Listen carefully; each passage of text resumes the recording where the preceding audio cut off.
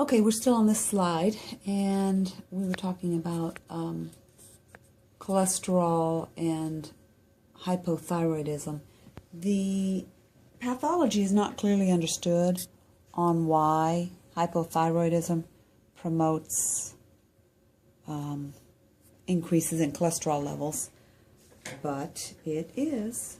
Now, serum TSH, that's going to depend. If the problem is with the thyroid gland itself not producing enough thyroid hormone, then the TSH will be elevated because the pituitary gland will continue to stimulate the thyroid in an effort to get it to do its job. If the problem, however, is in the pituitary or in the hypothalamus, where those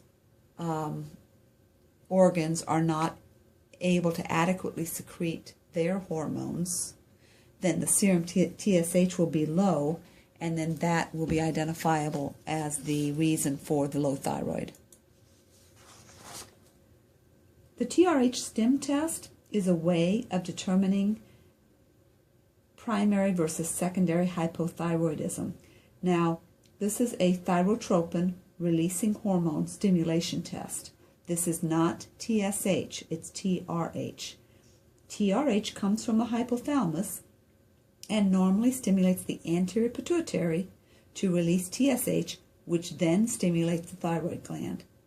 What the thyrotropin releasing hormone stim test does is assess the anterior pituitary's responsiveness to an IV injection of TRH, the thyrotropin releasing hormone.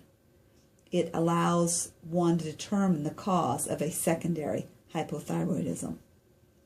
Now, if the problem is the thyroid gland's broken, as in thyroid failure, primary hypothyroidism, then giving an injection, an IV injection of TRH, will cause the TSH to elevate, but the thyroid gland itself will not respond. When TRH is given, if there is a secondary secondary hypothyroidism, if the problem is the anterior pituitary failure, then giving TRH with a broken pituitary will cause there to be no increase in TSH. Consequently, no increase in T3, T4. If the problem is the hypothalamus is broken, then giving TRH will allow the pituitary gland to release its hormones, so TSH will go up, and T3 and T4 will go up because the thyroid will then be stimulated by the anterior pituitary. So the thyrotropin releasing hormone stim test helps identify the specific reason for a secondary hypothyroidism. Okay, some clinical manifestations. Hypothyroidism generally sneaks up on people, and it causes slowing of various body functions. That can include personality change, fatigue, and lethargy. You also may find that patients with hypothyroid bruise easily. Here's that picture again, and now we can look on this side, and you can see the symptoms associated with hypothyroidism. This is a picture of a patient with unrecognized severe primary hypothyroidism. She became very obtunded after surgery for a fractured femur.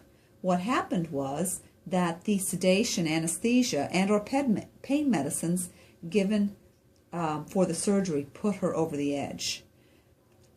You can also see symptoms of marked myxedema in this patient. A patient who has myxedema, myxedema, may require mechanical ventilation. Hormone replacement has to be given IV because they often will have a paralytic ileus. Just think about the fact that body processes are significantly slowed. Here you can see the same patient several months later after therapy that included thyroid hormone replacement. Hormone replacement. Levothyroxine is the medication that's used. There's a couple trade names for you. The dosage is 50 to 100 micrograms a day.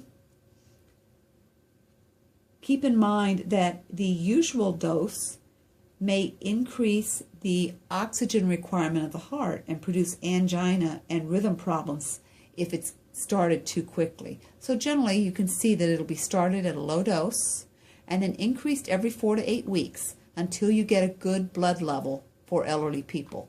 Now in children it's based on weight depending on the child's age. It's important that patients understand that drug therapy is lifelong and that periodically hormone levels should be checked. Considering the nursing process, here are some identifiable nursing diagnoses that should say hypo, there should be an O in there, hypothermia, alteration in nutrition, constipation, activity intolerance, and altered thought processes. Consider your nursing care that goes with these and the teaching needs. There is a patient and family teaching guide in your book. I believe it's table 50-11 in the 8th edition. Let's see. I think I'm going to stop here, upload this, and start over.